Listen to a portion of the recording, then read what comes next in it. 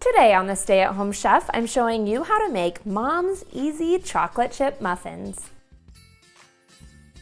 Everybody loves a chocolate chip muffin. These muffins are so easy to make, and I'm going to show you the tricks for getting that beautiful big dome on top of your muffins. You don't want to miss this. Cream 1/2 cup of salted softened butter with 1 cup of granulated sugar in a mixing bowl using a hand mixer.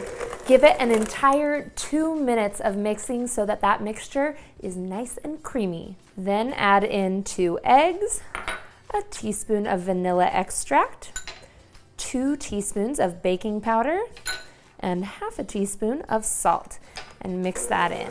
It only takes about 30 seconds of mixing to end up with a nice smooth mixture. Then you can ditch your hand mixer because the rest we're gonna do by hand.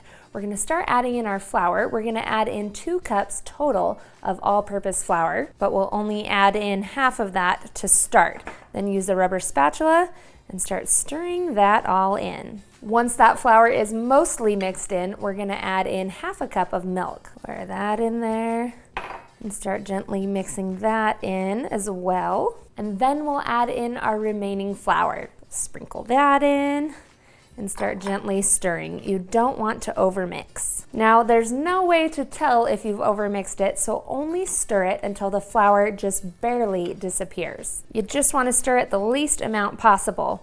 Last, add in 1 cup of semi-sweet chocolate chips and fold them in. Next, preheat your oven to 425 degrees Fahrenheit. And yes, that's hot. That's gonna help us get our dome on top. It causes the steam to release quickly in the muffins and have them balloon up, which is exactly what we want. The other trick that you need to know is to let your batter rest. So preheat your oven after you've made your batter so that it has a chance to rest and let the gluten inside relax. After the batter has rested, we'll fill our cup-like cake liners almost all the way full. Now I know you've probably had muffins spill over, so you're afraid to fill them up all the way, but trust me on this. You have exactly enough batter for 12 muffins.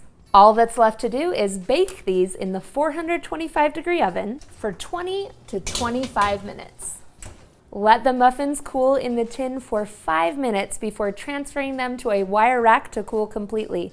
Then you're ready to eat.